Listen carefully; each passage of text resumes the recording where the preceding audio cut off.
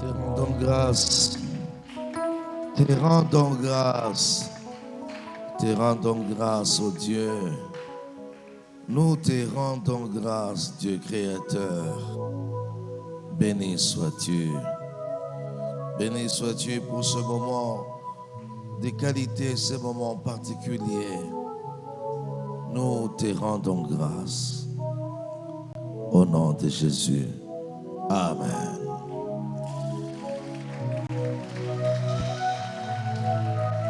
Amen. Merci, que notre Dieu soit glorifié. Nous allons tous ensemble essayer de faire la lecture de la parole du Seigneur. Nous serons vraiment dans un grand marathon. Nous allons lire 3 versets comme ça du même passage, c'est-à-dire Deutéronome 28, le verset d'abord 15e, d'abord Deutéronome 28, 15, et nous lirons le verset 30, le verset 32 et le verset 37 en même temps. Et puis, disons Deutéronome 28. Le verset 15e, on commence.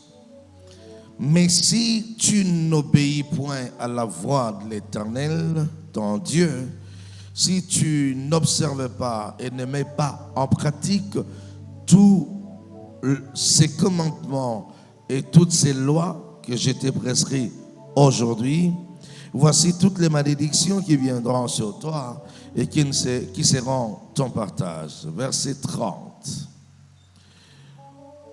Tu auras une fiancée et un autre homme couchera avec elle.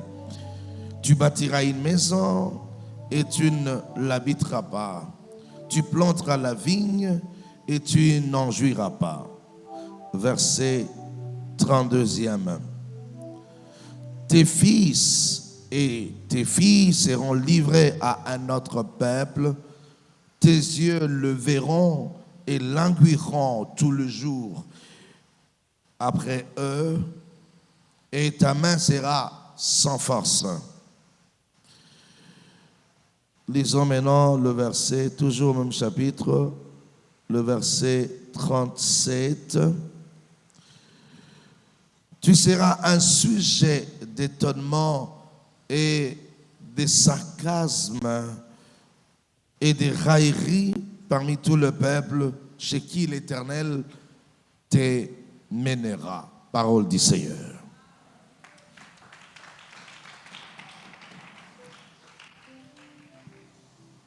Nous sommes en train de négocier le virement pour atterrir avec cette partie de la malédiction. Je tiens à rappeler à chacun de nous que dans le programme, le grand sujet de notre prière, c'est la destinée. Nous sommes dans une retraite de la destinée des 101 jours. Il est vrai que nous sommes dans la destinée, mais les détails dans la destinée, c'est ce que nous sommes en train de traiter en même temps. Et je nous rappelle que j'avais dit au départ, nous sommes dans une sorte de clinique où nous sommes en train de traiter les cas de fond, où nous soignons les maladies, le cas intérieur pour parvenir à des résultats qui soient efficaces. Mon problème, c'est que je voudrais, pendant le moment de la prière, que chacun de nous apprenne à prendre des résolutions, que chacun de nous se décide sur le sort qu'il voudra bien voir dans sa vie par rapport à sa destinée. Dans la destinée d'un homme, s'il existe dans sa vie la malédiction, il se verra être contraint par d'autres choses ou il sera en train de vivre de certains phénomènes qu'il ne saura pas expliquer s'il n'est pas averti, s'il n'est pas enseigné. Ce n'est pas tous les jours où nous avons des révélations qui viennent de Dieu au sujet de notre vie pour attendre avoir une révélation au sujet de la malédiction si jamais on est dedans. Mais au travers des enseignements des écrits, on peut comprendre et connaître, nous situer par rapport à notre cas.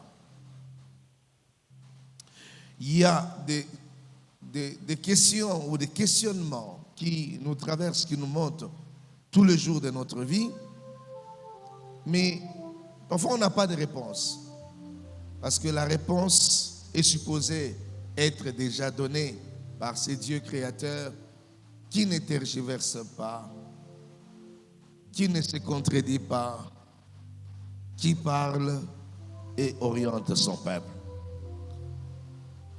Si vraiment vous êtes dans un cas de la malédiction, il faut beaucoup prier. Il faut chercher à tout prix comment faire pour l'ôter du milieu de vous ou dans votre fonctionnement. Parce que les conséquences qui viennent avec, ce n'est pas du tout appréciable. Hier, j'ai parlé des maladies, des hontes.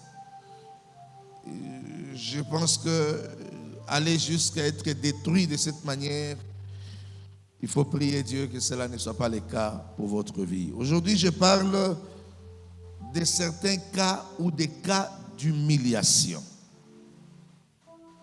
Le cas d'humiliation. Vous savez, il y a de certaines humiliations que nous subissons dans notre vie qui n'ont rien à voir avec les épreuves de la vie que Dieu nous aurait soumis pour un moment, qui n'ont rien à voir avec disais-je, le phénomène de la vie auquel tout le monde est censé être confronté. Non, mais c'est tout simplement le fruit ou le résultat de la malédiction qui parfois est restée collée à notre peau. Et je pèse bien mes mots. Ou encore, si vraiment Dieu permet à ce que vous passiez par une voie d'humiliation, pour une formation, pour une préparation par rapport au futur, ce serait temporaire, temporel en même temps, mais et puis avec quelques enseignements et leçons à tirer dedans, ça aura aussi une certaine forme. Mais quand il s'agit de l'humiliation qui vient de la malédiction, ça amène jusqu'à la mort. Ça amène jusqu'à la mort. Et le plus souvent, ce sont des cas qui viennent des générations précédentes de votre lignée. Je parle des aïeux. Il faudrait que chacun de nous essaye d'avoir un peu de connaissance de l'histoire de sa vie, de sa famille, de sa lignée, de ses aïeux. C'est important. Vous pouvez peut-être trouver parmi eux un aïeul qui, dans son fonctionnement, dans sa vie, a dû vivre de certaines choses.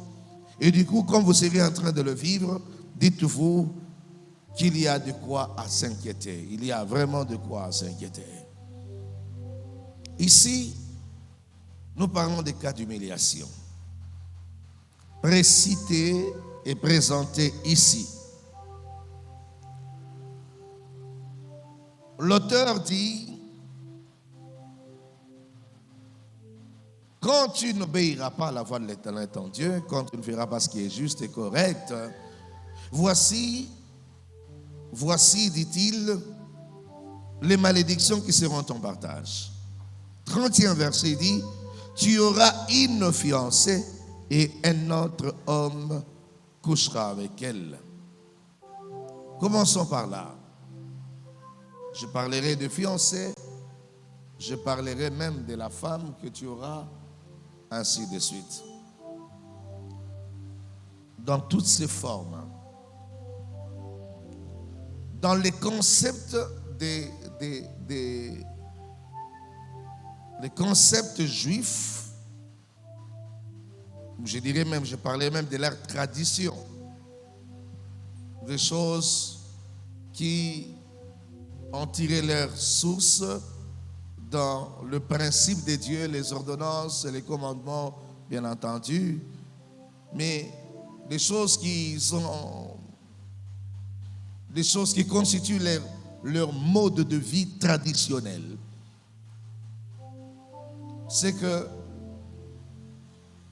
à la période de fiançailles, une fiancée est plus que sacrée.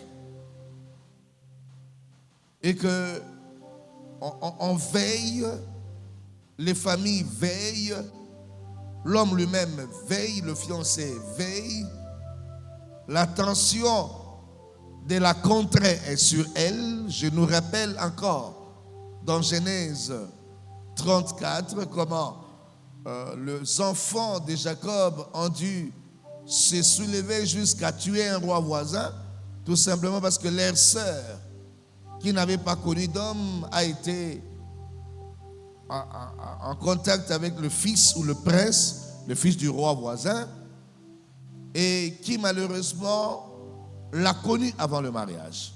C'était une désolation, la famille n'a pas voulu accepter. Ça se fait que les enfants de Jacob se sont soulevés, ils n'ont voulu aucune explication. Quand bien même de l'autre côté, ils ont voulu remédier en arrangeant, suppliant, présentant des excuses, venant avec des présents, posant tous les actes indiqués, imposés même par la famille. Mais les frères ont dit, on se sent indigné, on se sent en ce moment diminué de voir que notre sœur a été connue avant le mariage.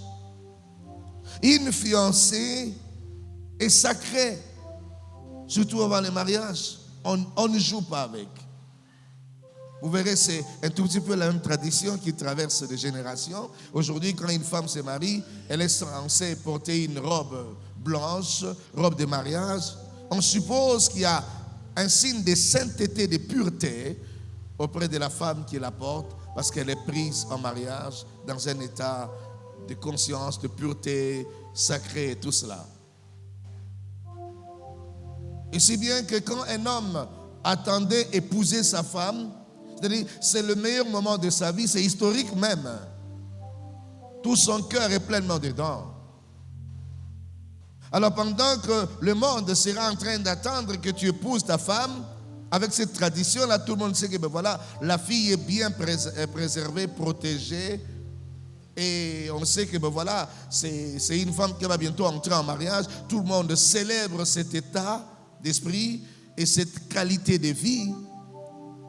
Ici, l'Éternel dit, pendant que tout le monde sera dans l'émotion, dans l'impatience de vivre ces moments prestigieux et importants pour ta vie, cette fiancée-là se retrouvera entre les mains de quelqu'un d'autre. Tout simplement pour t'humilier, te ramener au plus bas. Et ça peut venir dans plusieurs formes, dans plusieurs sens. Souffrez que je vous en parle de cette manière. La femme, telle que Dieu l'a conçue, constitue la gloire et l'honneur de son mari, dit la Bible. La fierté d'un homme, c'est la femme qui veut prendre en mariage ou qu'il prend en mariage. C'est toute sa dignité, sa gloire est pleinement dedans. Et lorsque cette femme est prise à la légère quelque part,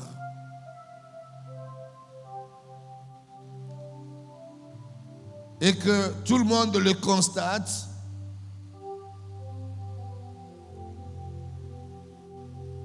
on diminue toute ta valeur et ton honneur.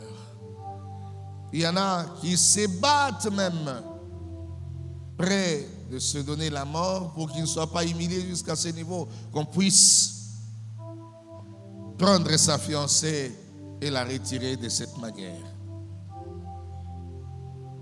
Et Dieu dit, ce serait le cas pour toi d'humiliation. Ce ne serait pas pour un seul cas. Vous serez en train de le vivre quotidiennement, tous les jours.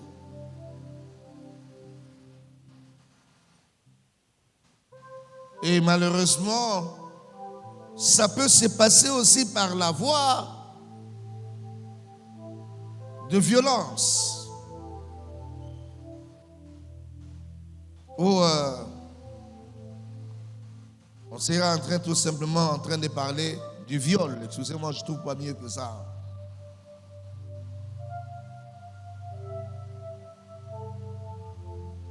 Ce sont des cas qui n'arrivent pas tous les jours.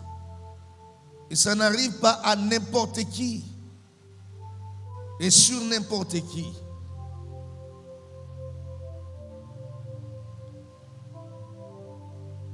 Si ça arrive, quelque part, il y a un mauvais signe. Il y a un mauvais signe.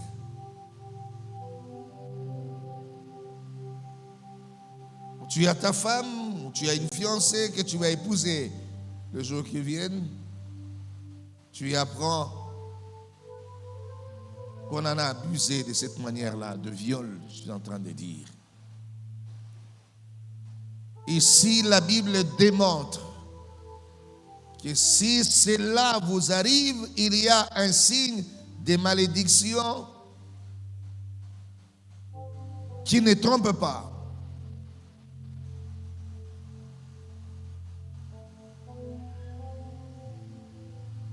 Souffrez que je vous en parle de cette manière, parce que je ne trouve pas mieux que ça.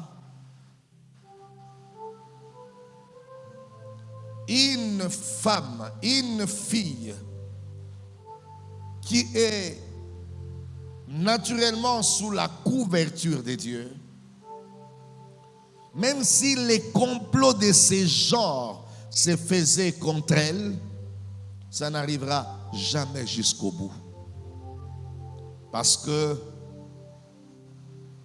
c'est plus qu'une humiliation. C'est un signe de déshonneur de manière incomparable. Enfin. Et en plus, même si une fille est reprochable par rapport à sa vie, à sa conduite, ou à la famille dont elle est sortie, disais-je, mais d'un moment donné que vous la pointez du bout de doigt, vous dites, elle c'est ma fiancée, elle devient ma femme, ne serait-ce que pour votre honneur et votre vie, Yahweh sera censé la protéger pour vous. Une ombre, une main sera en train de la protéger de cette manière.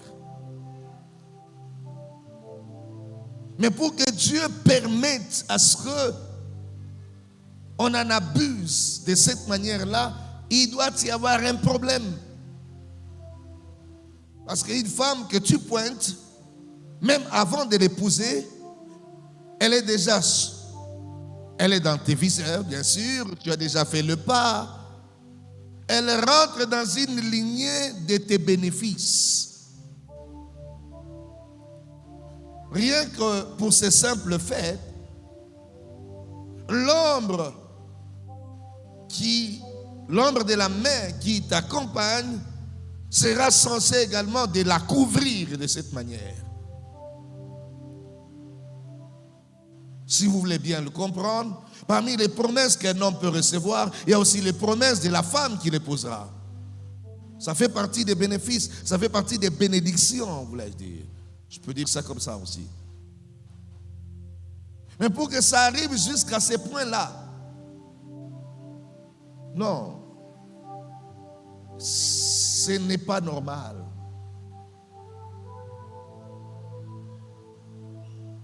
C'est qu'on est en train de te briser le cœur et de détruire ta vie.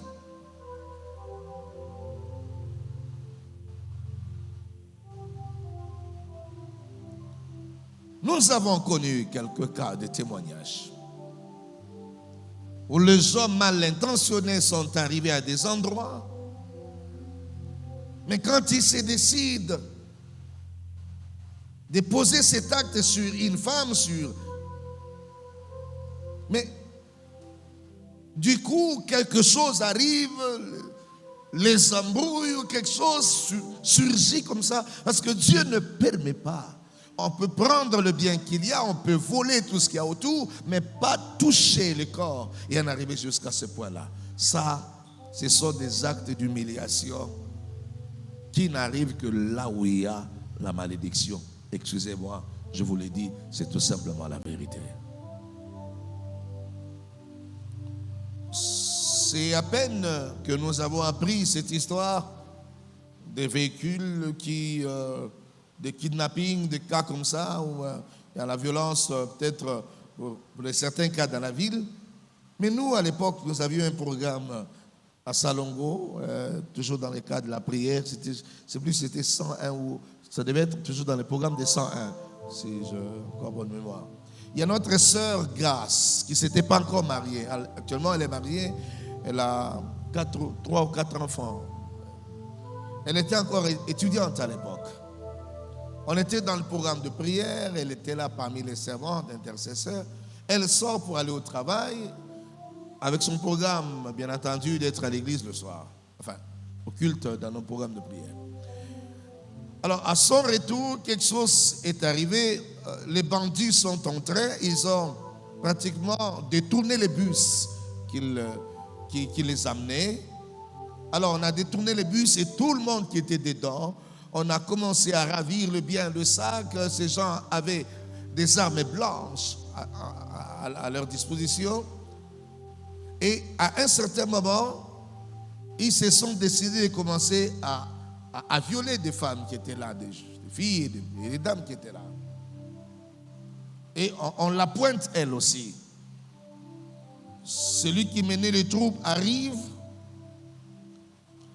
et touche la main de la sœur, le bras comme ça. Après, il crie en disant, ouf, il y a une chaleur à sa moto makasi. Au fois, c'est la zandoki. Beaucoup dit ça, comme ça là. Bon, bah, ça va bandoki. Oh, ma moto makasi boy, nasiki à zandoki. Et on l'a descendu de ces bus-là. Du côté de Kalamoula, à côté de Vemela, autour de 20 heures. Qui te sait, il y a Zandoki. Et on a pris les autres qui étaient là, ils en ont fait ce qu'ils voulaient. Elle est descendue de ces bus.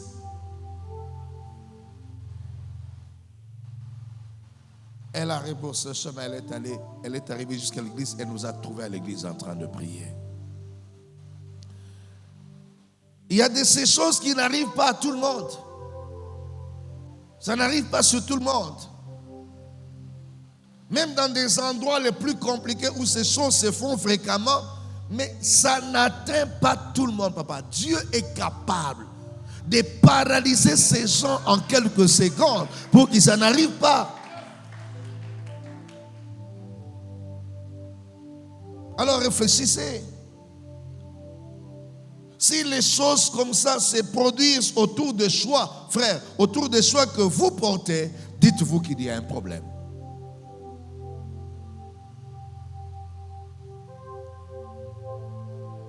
Même pour votre femme à la maison.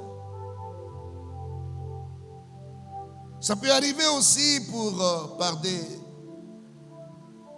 des voies bizarres.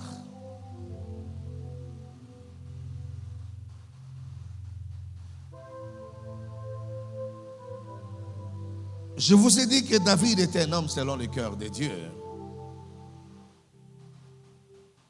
Mais pour avoir franchi certaines limites, je vais en parler le jour qui vient, Dieu l'a sanctionné. Parmi les sanctions de Dieu, de la malédiction qui était entrée dans sa maison, David, aussi grand qu'il était, il est arrivé à un moment où la malédiction est entrée dans sa maison. Je vais vous le prouver. À telle enseigne que parmi ses fils, l'un de ses fils, ce n'était même pas l'aîné des fils, c'était le troisième de ses fils, Absalom, qui s'était levé il a pris les femmes de son père. Il les a mis dans un lieu public, comme aujourd'hui on peut prendre Matongué là, sur Victoire, ou encore à l'esplanade du palais du peuple. Il fait des tentes, il aligne les femmes de son père, toutes les femmes que David avait épousées après. Il commence à en abuser l'une après l'autre et aussi au vu de tout le monde.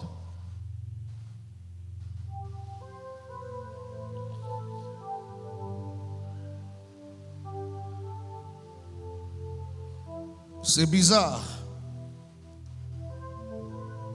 Moi, je prie le Seigneur que la malédiction ne soit pas votre partage, ne soit pas dans votre lignée.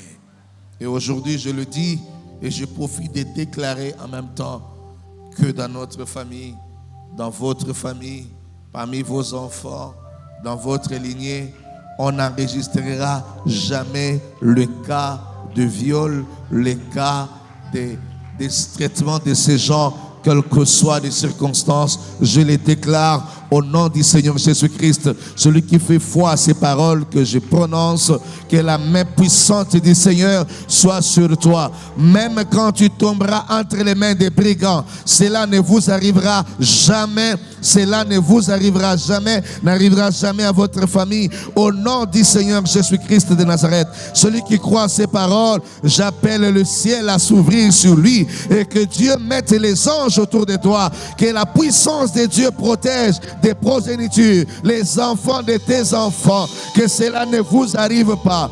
Que ces actes de honte et d'humiliation soient loin de vous. Et kotika la koko melayote, ni na bananayo, ni na basi ya bananayo, ni na badescendant na bino. Et kotika la kosale mate, ndenge na solo banayo, zambo ya sala likolo na se, ako kisamaloba, oh en ce net moment, au nom de Jésus-Christ, lobananga inasa sacré. Non, dites avec moi, je suis sacré. Ma famille est sacrée. Dites avec moi, mon conjoint est sacré.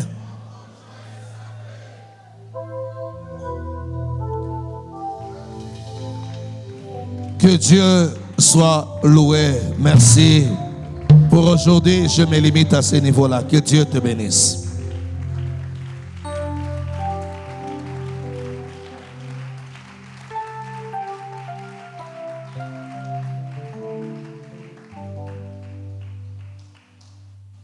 Est-ce que quelqu'un peut prier le Seigneur pendant 1 minute? Dis à Dieu, ne me laisse pas dans l'humiliation. Ne me laisse pas dans l'humiliation.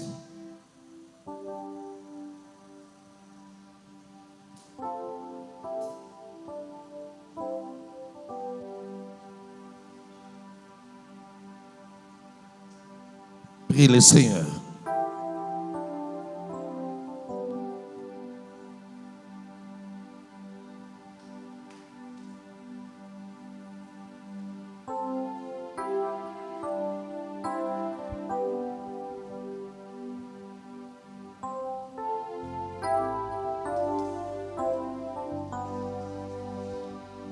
Que Dieu écoute ta prière. Que le Seigneur exauce ta prière. Au nom de Jésus. Amen.